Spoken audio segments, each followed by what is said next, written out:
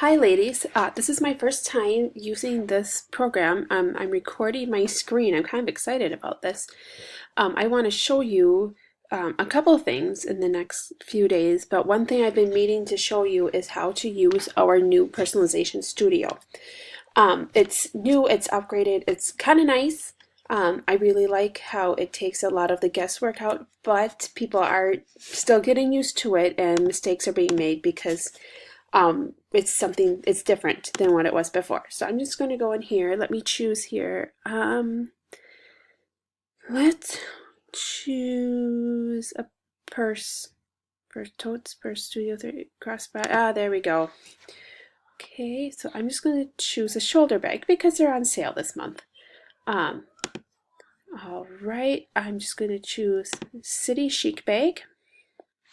If you're ever wondering, the Little Dreamer and the City Chic bag are actually the same. The City Chic just happens to be made of the jewel faux leather versus the Little Dreamer, which is usually cloth. So I'm going to hit personalize. Okay. The City Chic bag. So what you notice here, so here's your bag. Okay, and one thing that I always didn't like about the old way of personalization is you couldn't see what you wanted until the end. Well, now you get to see your personalization as you go. So we chose the print, but you know what? If we want to choose charcoal, there we go. But I'm going to go back to the coral. Okay, underneath that, choose personalization. So you can go to category. I'm pointing with my finger telling me. We have the category over here is all. We also have monograms, iconics, logos, text.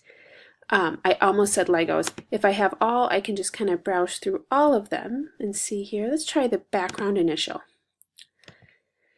Now you have to be careful here. It's going to default to a certain color and a certain font. And down here, design color and design options. This is where you choose your color. What a lot of people will do is they'll go, oh, choose text and color. And then they get confused.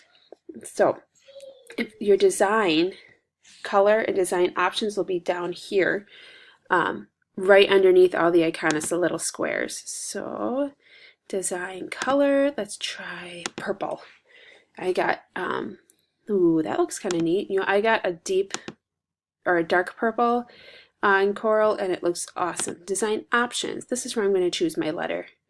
And you know, for most fonts, I just don't like how the E looks. I love my name, but there's something about the way the E looks.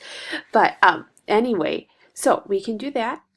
Change the design color, change the options. I'll change the color again. Here, let's try an aqua. You know what? I don't like any of this. I'm going to go back to designs. See over here, designs. I'm going to go with the dragonfly. I've been liking the dragonfly lately. All right. Now you have to watch here because I choose a new design. Let me choose a different one. Firefighter. It's not going to keep the color that you had. So you always have to make sure you're double checking this because that is where ladies are getting hung up. I'm seeing this on consulting groups where I think I just saw tonight within 5 minutes 2 ladies who said that A's came on their products instead of the correct letter because they forgot to double check that. So you're going to need to, it's going to default back to color. And if you're choosing another initial, it's going to default back to whatever initial it has on here. If you put an E in, it's not going to keep the E. So you always have to make sure to look over here and make sure that you have what you want. So let's choose the owl. All right. Go back down to the C. Down here we have design color. I'm going to choose a color. Let's choose, and we'll just stick with this one for now. We'll just choose the dark purple again. Okay. Now, say I want writing with this. Okay. That's where you go to choose text and color. When you see choose text first, this is going to be the color for your text. So add a line of text.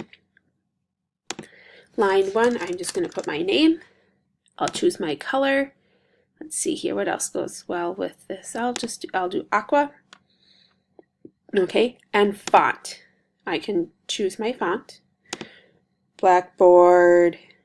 This is the nice thing is that in the old way we had to like choose the last color again and then hit preview. What I don't like is that I can't right click save the picture like I could before, but I can take a screenshot. With a signature, I can try. Okay, I could remove this line of text, or I could add another line. Langer, we'll just go with that. Now if I choose another color, all the writing has to be the same color, so it will choose, see how it chose or changed both of them. Let's go with this color, okay. Or I can remove this line, and watch, the Emily goes to the bottom. I can remove this line, and then I can hit save and add to cart, and it will save for me. Even after you've done all of this, you can go back to choose product print, and you can choose a different print. Okay, and it will put your personalization back on.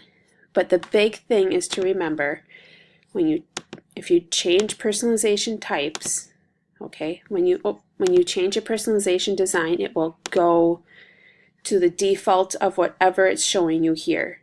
It will not save your color or your letters in the designs. It will always default. So I hope this was helpful. I'm sorry if my mouse is moving a lot. I'm getting used to the fact that I'm directing with my mouse and not with my fingers. I've been pointing to this the whole time. What I'm going to do in the next day or two is I'll make another video about the Studio 31 and mixing and matching your bags, doing the same thing on the computer. So I hope you enjoy this video. I hope it was helpful. I hope there's not too many mistakes, because I'm not going to watch it back to see what I said. Otherwise, I will obsess about it overnight.